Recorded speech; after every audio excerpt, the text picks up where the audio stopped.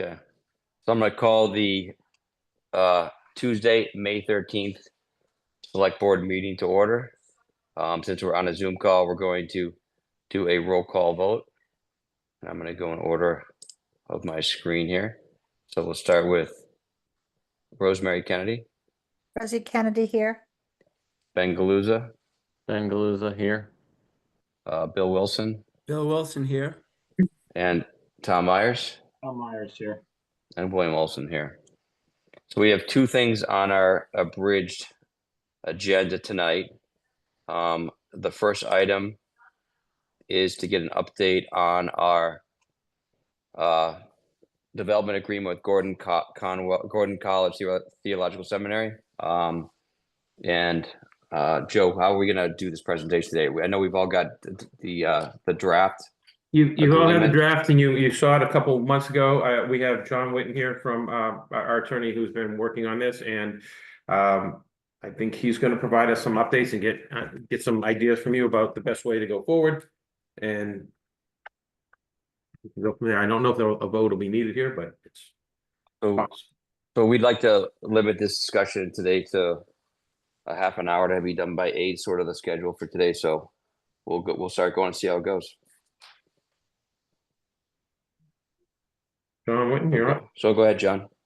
Thank you, Mr. Chairman. Good evening, members of the board. John. I know Attorney Walters is on the call as well. So when we met last in March, Attorney Walters had provided the board with an update on the development agreement draft and the parallel activities with the overlay bylaw. And we're in the same place we were 2 months ago, although Attorney Walters and I have been in touch frequently, and I know Attorney Walters has also been in touch with the planning board on the overlay district. So in terms of specific changes to the development agreement, we've talked about a few of them, but there is no new draft, in part because my advice to the board is to await a draft of the overlay district so we can sync these two documents. And just a reminder to the board, if I could, Mr. Chairman, the overlay district is a zoning district that the planning board worked on and will be working on again that will serve as kind of a belt and suspender approach for the campus. The development agreement would be contractual between the seminary and the the select board and the town of Hamilton. And that contract would allow the select board to negotiate items that would not be properly placed in a zoning bylaw. So it gives the town an opportunity to negotiate items that the planning board through a special permit wouldn't be able to require and allow the town to extract, in a positive sense, extract public benefits that the planning board would not be able to through the overlay district. So the purpose of the two documents is to accomplish in the development agreement those things we couldn't accomplish in the overlay district, and a little bit vice versa. But we need them both. The two work together for the very reason that the select board can't get out of the development agreement the land use controls that we could get through zoning, and the zoning overlay district doesn't allow the extractions that the select board are negotiating now. So that's where we've been. And as I said, there's no new updates other than I know the planning board is working again on tweaking their overlay district from last year so these two projects can, or these two items can work closely together. That's really the update. I know Board Member Kennedy has provided a lot of comments that I appreciate very much, and I've taken them to heart. So we'll be working with the seminary on those. At some point, the select board might want to consider just a focus workshop on the development agreement. But I think best to wait until we have a draft of the overlay district, again, because these two need to sync together. So I'll stop there, Mr. Chairman. I'm happy to answer any of the detailed questions of the draft that you have or anticipate where we think the overlay district's going. But that's the quick update. Thank you, John. Rosemary, anything you want to add to that? So I know you've been working hard on this. Yeah, just that I agree with John that there really have not been substantial amendments to this development agreement. And at the time in March, the team, Jonathan, Caroline, Joe, and I had a lot of questions about just how solid this development agreement is. There's a lot of wiggle room, and we would like to make the language and the concepts as airtight as possible. And we didn't feel that this development agreement encompassed that philosophy. So there is a lot of work to do to decide what exactly the seminary is willing to give to the town in return for being able to sell those apartments for a very substantial amount of money. I think one of the issues that the planning board has had is that, and we have talked about this, is that the seminary in the past has reneged on significant pilot payments to the town, and the town wants to be very careful about making sure that this agreement is airtight and benefits not just the seminary, but benefits the town in a very substantial way as well. And Joe, so I'm assuming that the planning board, like Marty's not on this call tonight, correct? No, she's not. They have a meeting. Okay. I mean, I see Pat Norton is on, but the question I had sort of, Joe, is that the overlay district process, I mean, that requires a town vote, correct? Yes. Yes. So the goal here would be on some calendar to have the select board finalize what it wants to see in the development agreement so that we can have those final discussions with the seminary, get down on the paper what we can, have the overlay district finalized by the planning board, and that brought forward to a town meeting or special town meeting to for a vote. And that way there, people who have concerns about the overlay district and its impacts would be able to look at what has been negotiated in the development agreement and say, okay, the town has covered itself in these ways with these elements of the development agreement. This has been a stilted process, right? We have periods of work where a lot gets done, and then we have long periods of, nothing happening. I think the board had commented after the March meeting and put the ball back in the court of Gordon Conwell. We had expected to see, not to cast aspersions, or I know things get busy and I know there's a lot of moving parts, but we had expected that the Gordon Conwell was going to come back with an overlay district draft for the planning board to consider shortly thereafter, and evidently that only happened a week or so ago. Marilyn met with the chair and the vice chair, and I guess there was progress. I had a very nice update and a memo from the chair, and I think the board was copied on that.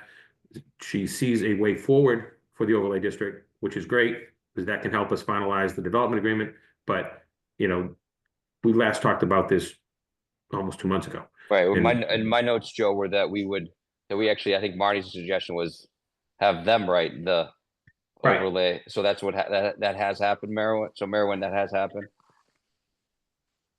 Yeah, we actually, it seems like it's been longer. It was, the chair was out of town for a few weeks, so we actually submitted it to her back in mid-April. So we drafted a new one based a lot on what the planning board had done.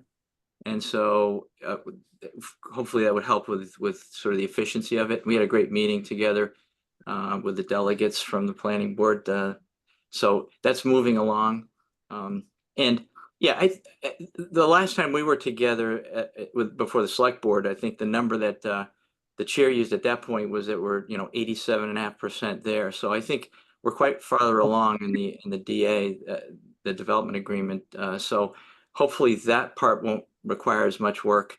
And then of course I think it's as Attorney Whitten has said, having them to dovetail together is going to be helpful. So the planning board will get that. We're going to take a few more cuts at it to try to address some of the concerns that were raised in the meeting, and then they should have it, and then the select board will have it as well. Well, I don't. Marilyn, I'm sorry, Mr. Chairman, I asked a question. Yeah, go ahead. Yeah, Marilyn, would you be able to give us a kind of a window of time when you think that the planning board will be able to have a draft a draft thing to consider and have hearings about, et cetera? Well, yeah, you want to talk to the chair. I know they've got their plate full, and we're concerned about that for them with the other things that they're dealing with. But I'm going to try to get a turn on it by midweek next week, so within a week, based on the comments. So the chair will have it by that point, and then we'll leave it in her hands as to where to go from there. But that would be that's the target right now. Okay. So Yep. Maureen, can I just ask a question? There was an issue that came up at the meeting about anything constructed under the Dover Amendment, and have you had a chance to bring that issue to your board? Yeah, and I thought we should have responded there helpfully. The process, the approach here, the concept that I think is going to really protect the town and protect the butters' concerns is the use of the pre-existing buildings as being the governing factor. So there are these existing buildings, and any uses that would be permitted under the new overlay district will be limited to the square footage and the footprint of those buildings. So the massing won't change, the square footage won't change, the intensity of use won't change. And then of course, anything that the seminary built would be at risk at that point. Anything in addition that it'll build would be at risk of being really useless to anything other than a nonprofit educational and religious use.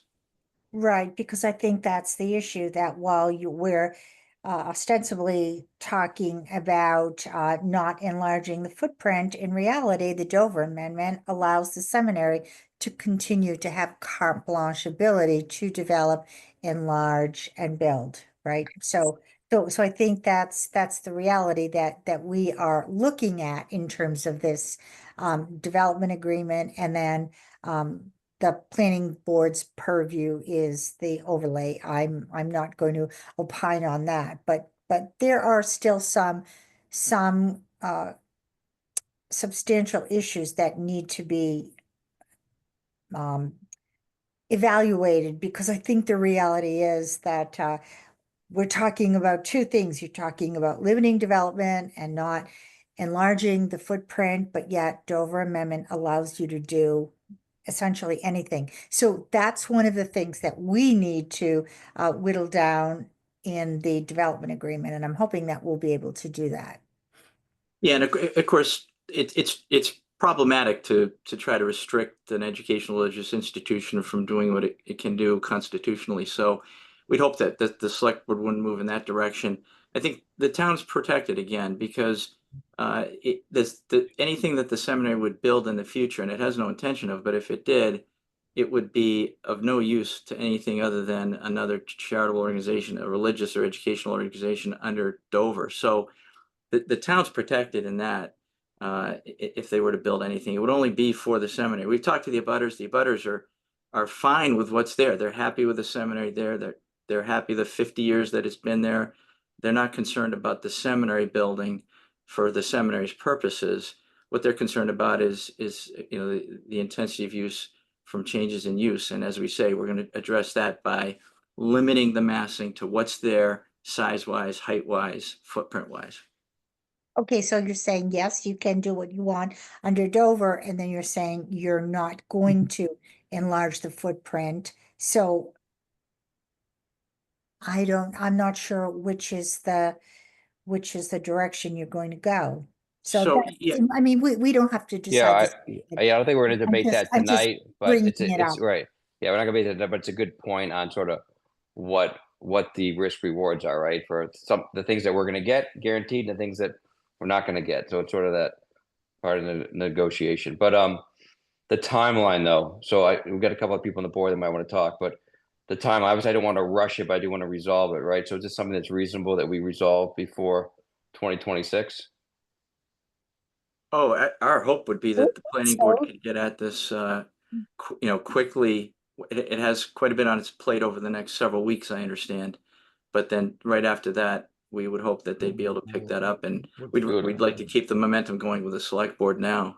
And do a fall town meeting vote? Yeah, and the seminary would be prepared to to help with the expense of a special meeting if the board thought that would be appropriate. Mr. Chairman, could I just follow on one comment before we move forward? And that is, I think the discussion between Attorney Walters and Ms. Kennedy is really helpful relative to the distinction between the overlay district and the development agreement. The planning board through the overlay district, whether it's a special permit or not, would not be able to negotiate Dover rights. That would be the wrong place to do it. It would never pass muster. The development agreement is where that should occur. So if the seminary is willing to forego certain expansion rights that they otherwise have under Dover, this is where we want it in the development agreement, not the zoning bylaw. So the reason I raised this, Mr. Chairman, is that depending on what the outcome is, what we're looking for would determine where we put it. And I hate to be, so crude about saying it that way, but that's really the way it works. What is it we're trying to accomplish? And then which vehicle? Are you gonna play Will? What's your name? I changed my name to Cam. 2569. Yeah, Joey's got a yeah, I'm 256. Trying to get him. Jillian Kavanaugh. Put the game and you can join me. I can't see her. Jillian Kavanaugh. There you go. Yeah. Sorry. So I accidentally muted Rosie. Rosie, you can unmute. Sorry about that. So, Mr. Chairman, so I just my point is, depending on what it is we're trying to accomplish, really dictates which vehicle we're going to use. And so I think that's really important time-wise. And I think if we make those choices soon, that would expedite the process for, as you were suggesting, perhaps a fall town meeting. So it's the choice of where we put these decisions will really make a incredibly important difference in terms of timing. The development agreement, the select board could sign whenever it's ready. It doesn't have the same burdens as town meetings. So that's why I raise it, Mr. Chairman. Okay, and then, yeah, so next week, so Rosemary's been doing a great job as sort of the representative from the select board. We're going to be reassigning with the new board those roles at our meeting next Monday. And then hopefully we can pick the right person within the board to move forward and push this thing forward from our end. Bill Wilson, Tom Myers, or Ben Gluzzi, have anything to add to the conversation before we move on? I had a process question. Mr. Walters, are you now kind of like the main point of contact with Gordon Conwell? Is that, and so all of our communications then as a planning board and select board are now kind of funneling through you, is that correct? That's right. All right. And so are you utilizing kind of just like a Word document for like tracking changes as well, like kind of as this is evolving and as we're providing comments, it's kind of all now like funneling through one place so we can see any back and forth? That's correct. And is it the same kind of on their side of the fence that they have a single point of contact for you to deal with now? Is that Joe? Personally, I usually organize all contact between council and the members of the board that are negotiating on behalf of the select board. for Gordon Conwell? Do they have a legal? Their That's Merwin. That's Merwin. That's Merwin. Merwin's their attorney. Oh, I'm sorry, I misunderstood. So okay, so John. I'm your John's our attorney. John's. Okay, so Marin, all right, I misunderstood that connection. I thought you two were from the same entity, so my apologies. We get along really well, but we're on That's good. So different John, clients. all of our communication is funneling through you to Mr. Walters then. Yes, through Joe, Ben. So Okay. whatever I get from Merwin, I forward to Joe. But yes, I'm representing the select board in this matter. Okay. And so things go through Joe or me, but whatever I receive from Merwin, I send to Joe. And vice versa. Okay, but you, John, are our main point of contact then with Mr. Walters. So everything's, Yes. we're not having any parallel conversations at this point. Is that No. correct? No, I would never do that. And then Okay. and then we're going to assign someone, at our next week meeting when we do the boards and committees assignments that will work, more closely with Joe and John on the day-to-day, and then bring it to the vote at a meeting. Okay. That's great. I just wanted to understand that dynamic and make sure that everything was just really going through a single point of contact so that there's no room for confusion when we're having any negotiation on specific terms. So thanks for that clarity. Bill Wilson or Tom Myers? Yeah, no new questions. Doesn't seem like a lot has changed since our last discussion. I'm anxious about the timeline. I know we talked about the planning board getting freed up in a couple of weeks. I'm not so sure how that works or looks for this year, but hopefully that is the case. So I'm anxious and curious, I guess, to get back with the planning board and understand, their thoughts on the timeline for the overlay district piece of it. In parallel, in the meantime, we should continue to work on the development agreement. Yeah, no new questions from me. I just echo Bill Wilson's concerns around timeline, but nothing new from me. This was helpful update. And I think our goal is the timeline is we can continue to talk about it, but something we want to resolve before Absolutely. before January 1st, 2026. But there's not much time. There's a lot going on between now and then, but I think it's achievable. So, all right, Merwin, anything else we did not talk about that you'd like us to consider for future discussion? No, that's great. Well, I'll get going, finish this up, get it over to the planning board, and then I'll talk to Attorney Whitten as well in terms of when it's appropriate to get it to the select board as well. All right, John, thank you for your updates today. Sure. Thank you. Thank you, members. Thank you both. Thank you, John. John, Thanks Thank so you. much. Thank you, Night. Mr. Chair. Thank you, Maren. All right. You have a Move on. draft agenda in front of you. Warrant article, rather. Draft warrant. Yes. Yeah, so the next item is review the draft warrant date, time, calendar for special town meeting on June 7th, 2025 at 10 a.m. So can I have a motion to open the warrant? No, don't move. You don't have to open Okay. the warrant. You're just I don't have talking to about open- the items that are on there. Okay. You don't have to Okay. open the warrant. That's open, okay.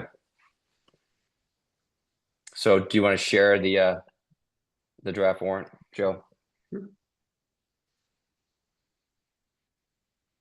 Let me get to that spot on the thing so that you don't have to see me scrolling through everything.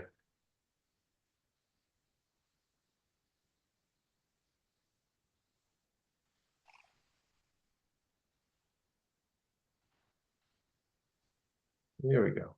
Okay.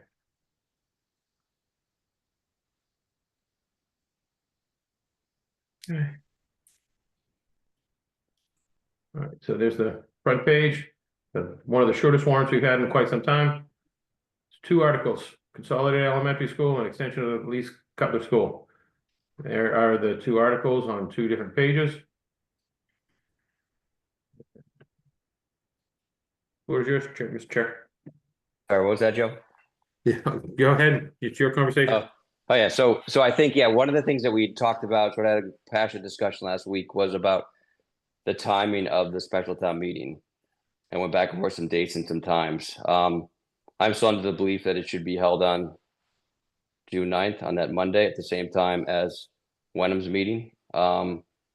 If other board members have thought about that since our last week and talked and seen that all the conflicts that we have on the 7th, which would prevent lots of people. We talk about creating an environment where the majority of our town can go vote. We've created a scenario where there are dozens of events on the 7th, which prevent people from voting. So I open it up to the board to ask if there's anybody else who's reconsidered that timing and like to have any further discussion or motion. Yeah, Mr. Chair, if I could speak, I mean, I know we've gotten a lot of emails in the past couple of weeks from, concerned residents about that time and the June 7th date being, the end of sports for many teams, recitals, graduation dates. It's problematic for a number of people, especially this time of year in June for families with children or, kids that are graduating and kids that are finishing up sports to be able to attend on that date. I know one of the big concerns around having it on Saturday and not on an evening night was for our senior population, to attend on a weeknight with issues with it getting dark and driving. And we certainly want to be respectful of that. We want to be respectful of young families that want to attend. So I think really my thought is we want to find a time that's representative of getting the most people to attend and turn out. I know Joe has looked into some of the data that we got from the town clerk, Corinne Kale, about voter data for town meetings and especially special town meetings and looking at the demographics. And, from my understanding from that data, there was no significant change in the demographics of the age group of population that attended special town meeting in the evenings. So ages, 60 plus were actually the majority of individuals that did attend those town meetings. Husband?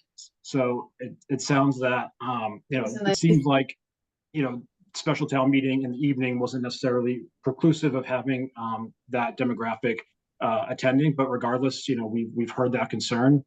I think, to try and find a balance for everyone, I think, doing a Monday evening earlier in the evening, so not at 7:30, not 7, maybe a 6:30, where it's still light out, where it's still light till 8:30. We're anticipating a short meeting, hopefully 90 minutes. I think, I've heard from parents of young children that, would prefer it be later in the evening on Monday, but, we're trying to back it up a little bit too, because we want to make sure that everyone has an opportunity to get the most impact and the most voters to vote on this important issue. And so I think by, Monday early evening, when it's still, very much light out and, we're only anticipating a shorter meeting, I think it does accommodate the most amount of people. And especially, a big decision like this, I think we need to get as many people out there as possible. So my thought would be, as I had stated at the prior meeting, I would like to, the board to consider and look at Monday, June 9th, and consider that as the time so we can accommodate the most voting. Hey, Joe, can you stop sharing so we can just look see the whole board? Sorry, thank you. So that is my opinion. No, thank you, Tom. Does anybody else on the board want to Mr. Chair, could I be recognized? make a motion or make a comment? But please go ahead. Could I be recognized? I'd like to ask a question. Joe, I think early mid last week, I reached out to you to ask about shuttling services and what the COA might be able to provide for our seniors, and I wasn't sure what the outcome of that was yet. If there was any updates you could provide. So I went in a couple different directions. The Council on Aging director said that she does have a group of volunteers that has and will offer rides for seniors who want them on the night of special time meeting, whenever it is. And I've spoken to the executive director at CADA about doing the same thing. Instead of doing a shuttle from Winthrop to the CADA already provides a senior van services for us. So when people during the weekday hours need rides to medical appointments and such, they can contact CADA to get a free ride. I've talked to the executive director. She needs us to set the date. I told her we were tentatively talking about the board had voted for June 7th. But she says, let me know if they're going to talk about it. Let me know what the date is, and I'll let you know how many vans I can make available. So they seem interested in helping us. And so would that information, if there's, when we make the post on our website, presumably that information can be kind of front and center, that so people can access that. Is there another way for us to get that information out to those groups? We could put it through the senior center. Folks who participate in the senior center are signed up through My Senior Center, and they can get emails and text alerts through that. We can also put it in the town in the senior center newsletter. I believe there's still time to put one in for the June, although I don't know if that'll come out before June 9th. May not, but text alerts and email alerts for seniors who signed up through My Senior Center, town website, social media sites. We could probably put something in the HW News in advance of that. Okay. Kind of want to echo a little bit of what Tom is saying, based on all the feedback from the community that we've received this week. It does start to trend towards, needing to shift our thinking a little bit around, we're not in April anymore. We're in June. There's a lot of celebrations happening. There's graduations, there's recitals, et cetera. And that these are important for families that they're having to make sort of an impossible trade-off at this time of year that was not in existence in April. So hopefully it starts to shed a bit of light on kind of where I'm leaning on this. I think we've helped mitigate the concerns that were raised last week that ultimately kind of led us to bias towards trying to make sure we're getting a broad representation of the demographics in our town. I think the data the town office and clerk were able to scrape out of our most recent 2 special town meetings that were held at night, show that we have really high voter turnout, over 50% in the 65 plus age brackets. I know we've got Bill Bowler on the line as well. I think if there's any additional comments, especially kind of around like Tom's if there's anything we can do to help keep this meeting efficient, kind of for all attendees, it being a weeknight, would be interested to hear from you. Yeah, but, I do want to hear Carol. Bill. I do want to hear Bill Bowler talk, but let's wait till we all go through Okay. the select Thank board you. first. That's it for me. That's it for me. Bill Wilson.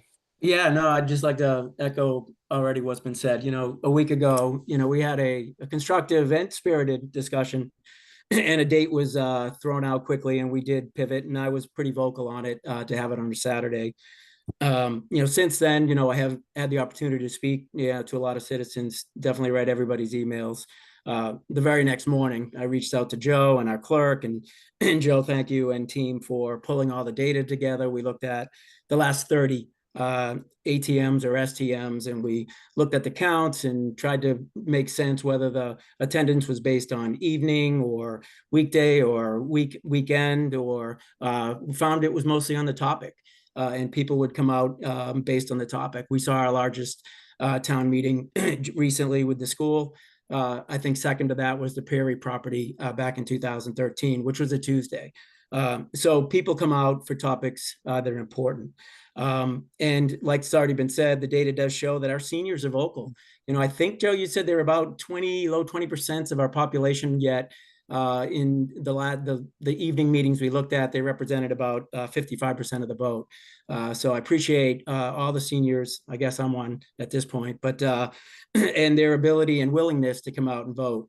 I think, you know, as I look around at all the other special town meetings for 3A that are going on, dozens and dozens, they all seem to be on weeknights.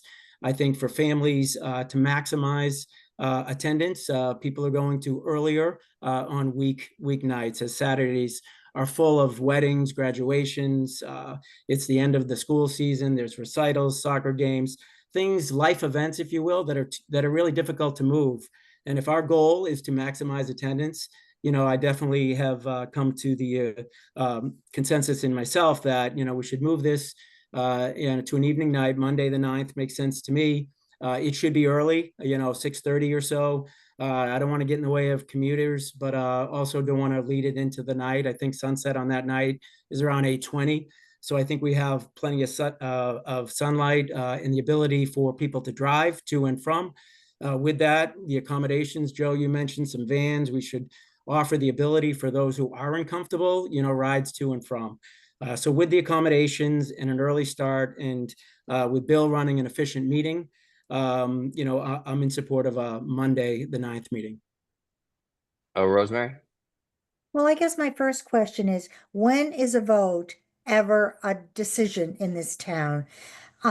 We had a very long conversation about this issue last week. Everybody was 80%, 4 out of 5 were in agreement that in order to allow our seniors and people who are maybe not so senior to be able to come and vote, we decided that a Saturday morning was the best decision.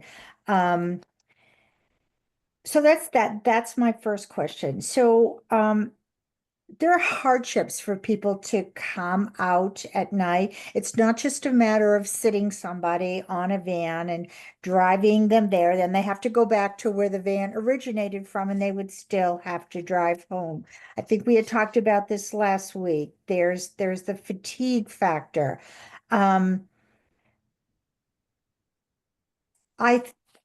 I do believe so. So I feel rather unsettled about the fact that we just change our minds on a whim, and it's so frustrating. Why do we even bother to vote? A few letters come in, and oh well, we have to give way.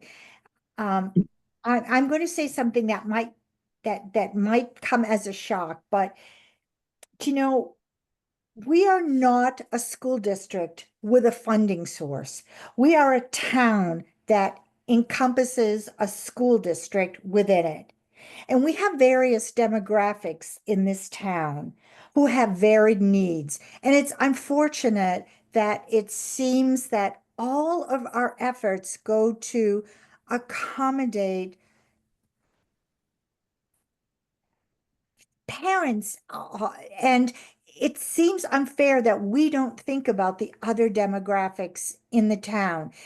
And I think that we need to think about that it's not just parents or children who will be upset if this school district, if this school consolidation doesn't pass. I think about the tax burden to people who are on limited incomes, people who don't have the unfettered ability to work harder and more. Maybe people in their 50s or 60s who are winding down their careers feel like the tax implications are substantial, and nobody is listening to that aspect. We are a town, and we need to understand that we need to think about needs of everybody in this town. And so that said, it's clear that the board has absolutely changed his mind and is going to vote for a Monday meeting to accommodate a particular demographic.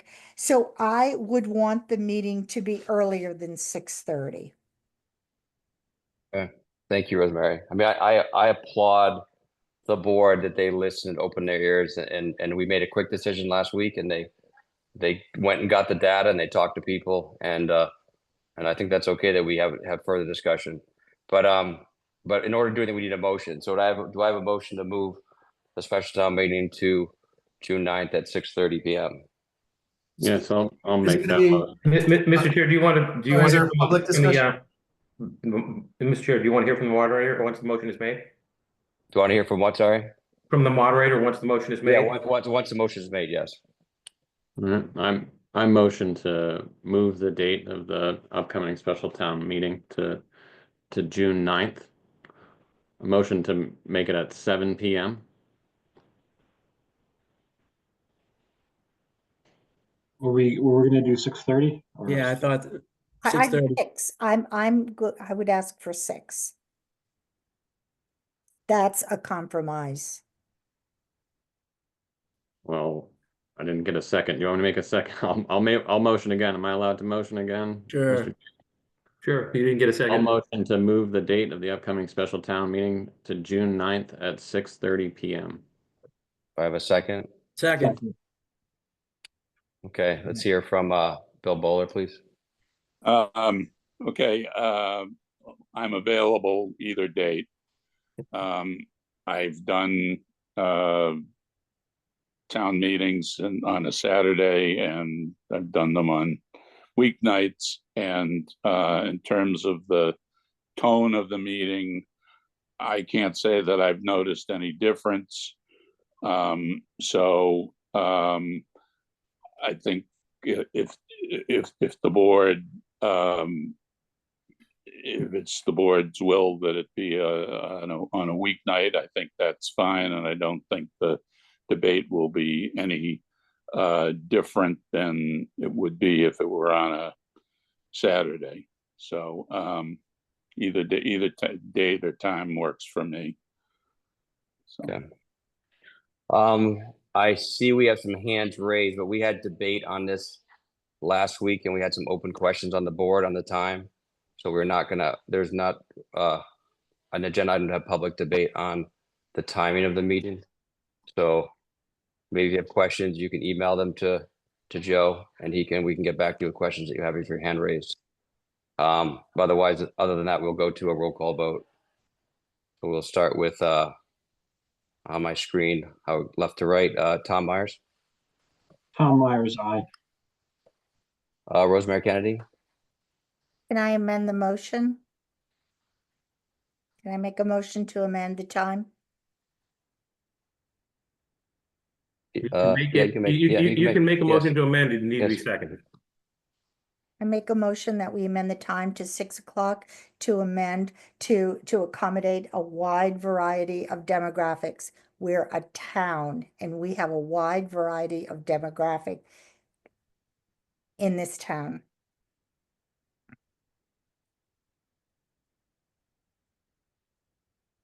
Sorry, did you make a motion? She did. She Okay. moved to amend the motion to 6 p.m. Do I have a second?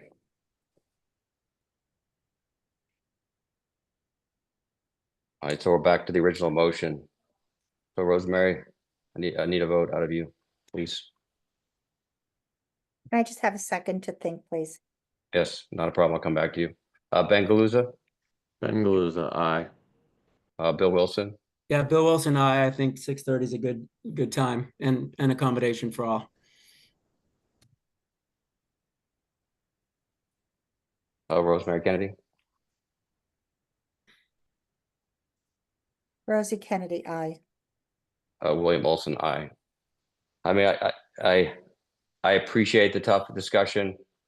I think at the end of the day, this is the best compromise to get everybody there, and we're gonna work really hard to make sure that we get a lot of people to get the right vote for this town and the right message and everybody to get input to it. So if you have questions that didn't get answered tonight, please email them to Joe and he'll circulate them to the right person.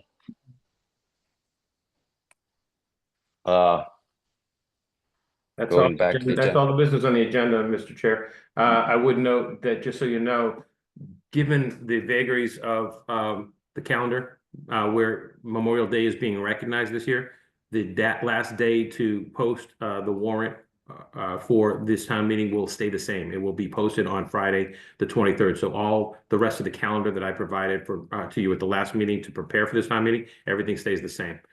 By moving this just 2 days, the only thing that changes, I'm sorry, Corinne will tell me if I don't address this. The only thing that changes is that by moving it to the 9th, voters will have until May 30th to register to vote. So if you're not a registered voter, if you didn't turn in your census and you've been cleared from the voting rolls, you should contact the clerk's office to make sure that you get registered to vote so that you can show up at town meeting and vote by May 30th.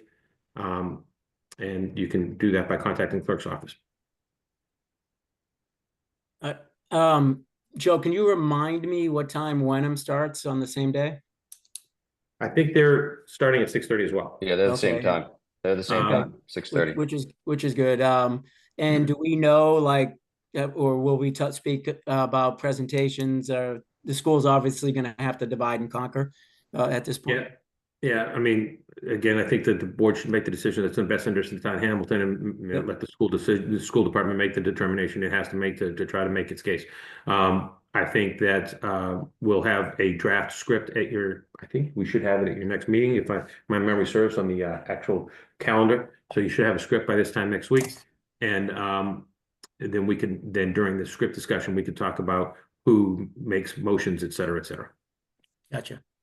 I would say to be prepared to sign. We'll have the warrant ready to be finalized. You'll probably at that meeting on Monday need to take votes on your recommendations for the 2 articles.